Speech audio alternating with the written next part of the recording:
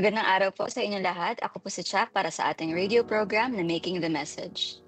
Para sa ating topic today, pag-uusapan natin kung paano magkaroon ng effective communication sa loob ng isang organisasyon. At ngayong araw, kasama natin ang isa sa mga taong talagang hinahangaan ko, hindi lang dahil sa kanyang analytical at critical thinking skills, pero pati na rin sa kanyang creativity. Isa po siyang empleyado ng Department of Economy, Planning and Development or DepDev, previously NEDA, si Ms. Kat Nanta. Magandang araw, Ms. Kat. Thank you for being here. Hello, Chuck. Thank you for that nice intro. So, I'm happy to be here with Nakaka-excite you. na. So, Ms. Kat, pwede niyo bang bigyan ng insights ang ating mga manonood sa mga tungkulin mo sa DepDev? Okay. Hi. So, magandang araw sa lahat. So, ako si Kat Nanta. Ako ay OIC Information 4 sa DepDev. So, sa ilalim ng Knowledge Management Division. So, it's under the Development Information Staff or yung basically ang DIS or yung Development Information Staff ay yung communications arm ng DepDev. So, kung saan meron kaming tatlong divisions, which are the Public Relations Divisions, where I previously served ang Multimedia Division at ang Knowledge Management Division. So, ito yung pinakabata of all the divisions, which is around 4 to 5 years pa lang. And I joined the KMD this January, this year. And I served as the OIC Division Chief habang nagpa-study leave yung previous OIC nila. And then, right now, I'm the OIC Supervising Officer. And, so that's my current role in DepDev. And I think for me, just to share, medyo challenging din yung transition from public relations to KM. But I'm happy that nasupport naman siya ng trainings this year during my transition. So, at some point, yung mga ibang projects din naman which medyo similar din yung ibang projects na na-handle from the public relations to KM. Okay. Thank you, Ms. Kat. So, okay din pala na meron din kayong training sa loob ng DepDev. So, specifically sa department ninyo, ano-ano yung mga responsibilities mo personally at paano to nag-reflect sa purpose ng DepDev? So, thank you for asking that. So, yung division kasi namin, so as I mentioned, I'm the OIC Supervising Officer. So, I help our division ship na i-handle yung mga iba't ibang focal ship ng aming division. So, basically, just to give you an insight kung ano ba yung ginagawa ng KM division. So, I think naging mahalaga yung role namin nung nag-transition yung NEDA to DepDev, kung saan nadagdagan din yung mandato na to. So, just to share also to our audience na ang part ng mandato ng DepDev is marami kasi kaming knowledge products na nakikreate. So, dahil kami yung parang naatasan na mag-formulate ng continuing integrated at coordinated policies, plans, and programs para sa national development ng bansa at para sa approval ng Economy and Development Council na dating NEDA board. So, yung NEDA board or yung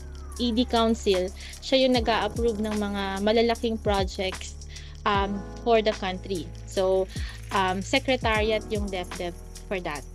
And, of course, marami din ginagawang mga studies namin, mga researches, ganyan. So, mayaman talaga sa knowledge products yung DepDev. So, ngayon, ang role ng KM Division is ma-capture or actually to promote yung knowledge management. So, hindi lang kami yung dapat gumagawa ng mga knowledge management systems or processes within the division, but more like i-promote siya sa iba't ibang division, iba't ibang opisina sa loob ng ahensya so that ma-capture namin efficiently yung mga knowledge products at maging available siya sa mga empleyado rin at the right time at sa tamang format. So, just to share also, so part ng aming mga projects, so meron kaming tinatawag na knowledge portal, so which is the central repository of knowledge products ng DepDev. So, para siyang intranet. So, kung meron kami external na website, which is hinahandle ng public relations at ng multimedia. So, yung knowledge portal, siya naman yung repository ng internal use naman siya.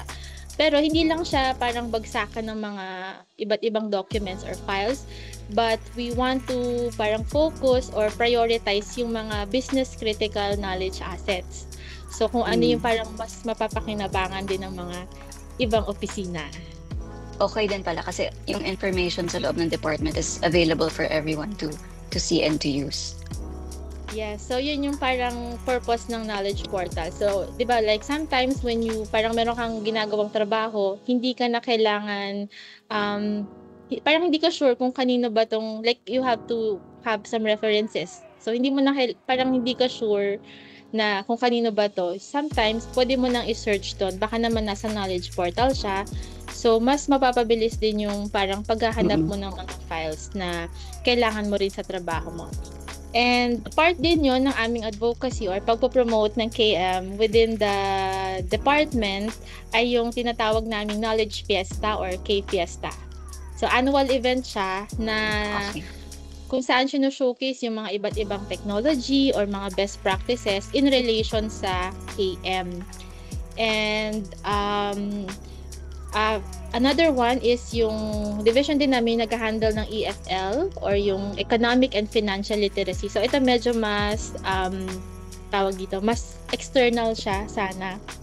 Pero we have to work on that pa kasi medyo konti lang din yung manpower. So but then we're handling it. So we're conducting tinatawag namin EFL week every second week of November. So under siya kasi ng EFL Act of 2016. So kung saan gusto natin na i-promote yung economic and financial literacies ng mga Pilipino. Okay. Thank you sa sagot mo, Ms. Kat.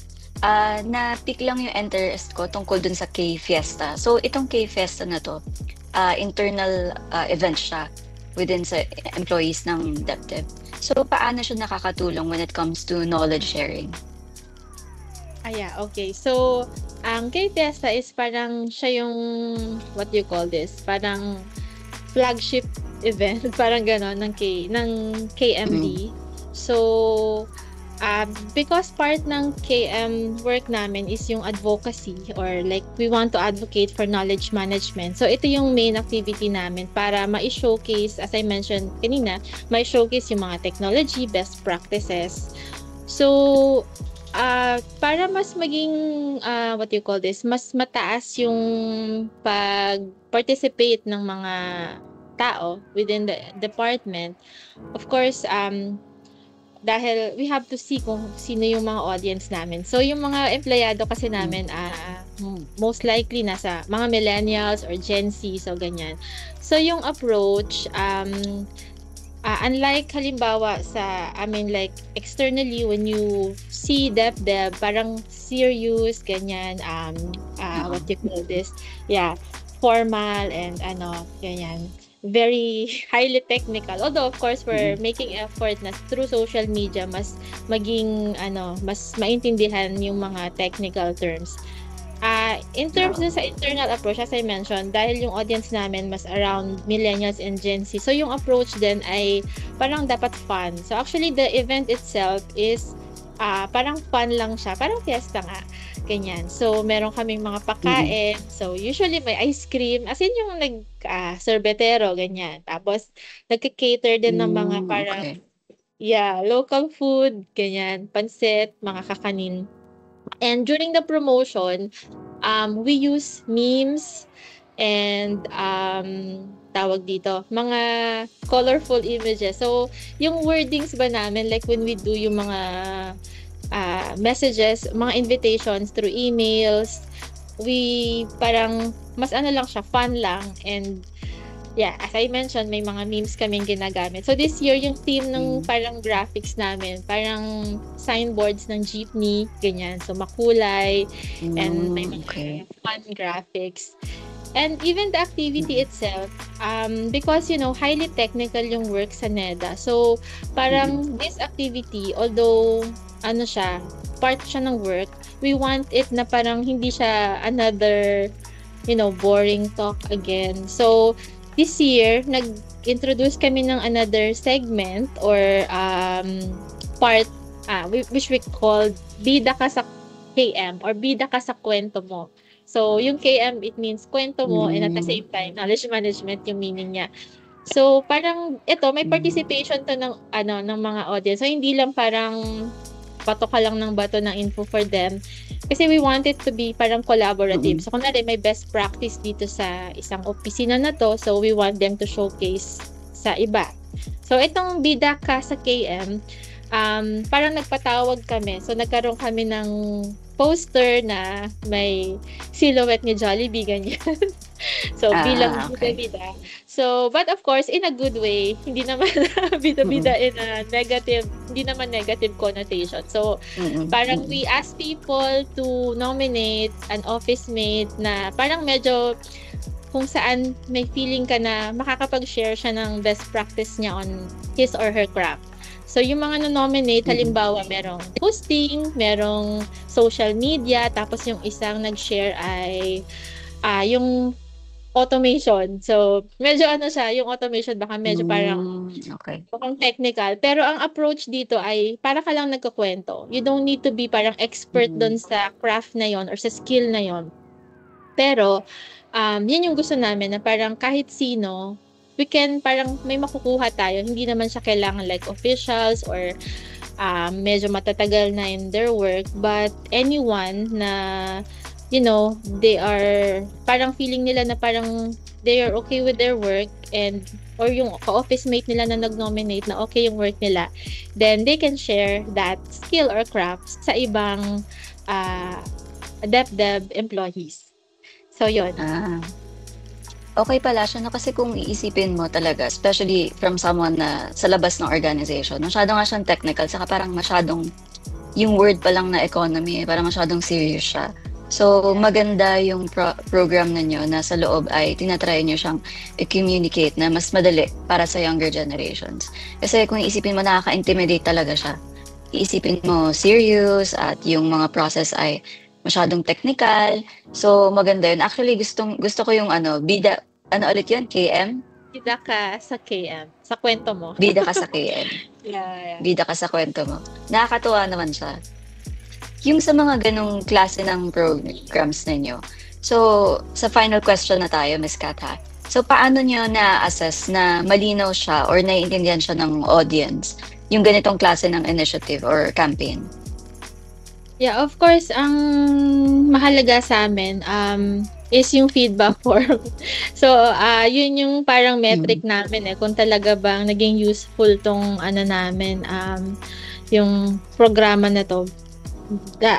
Based from the feedback form na kung ano man actually yung activity namin within the agency, we always have that. Kahit nga minsan meeting lang, we have feedback forms para of course, minsan yung feedback form is minsan tinatamad na yung mga tao mag-answer. So, importante din even yung direct feedback kahit na during the activity. So, makikita mo naman din like kung biglang may within your group, kung may narinig ka na may feedback na ganito, na ganyan. So, so you have to take it also na parang during we have parang what do you call this, after action review. So that is also a KM parang process na pag may mga big projects kami or initiatives, nagkakaroon kami ng after action review para matingnan namin kung saan kami, like ano yung magaganda, ano yung mga we need to improve on. So yun yung mga para next year or the next event, mas ma-improve din namin. Also, just to add, I wasn't able to mention this, pero in terms din to sa kasi, pag-assess namin kung naging effective ba yung communication initiative. As KMD is parang mas focus sa internal, no? Aside from the general mga employees, meron din kaming project na mas focus naman sa mga principals or officials namin. So we have an executive information system So, din na-mention ko kanina yung knowledge portal. Ito naman, mas isa siyang portal again or parang system na para sa mga officials. And since mas involved yung officials dito, ang terms naman namin sa pagkuha ng feedback from them, although of course meron din kaming feedback form nung shinare namin siya, nung sinoff-launch namin siya, we gave them 2 weeks para i-explore yung system. And after that, nag-conduct kami ng mga user training sessions or orientations. And during that, yun na rin yung parang direct na pagkuha nung feedback from them. Parang ano pa yung wish list nyo, ano pa yung gusto nyo makita dito sa system na to, because parang yung mga officials mas parang intimate ba yung hindi lang siya yung parang general.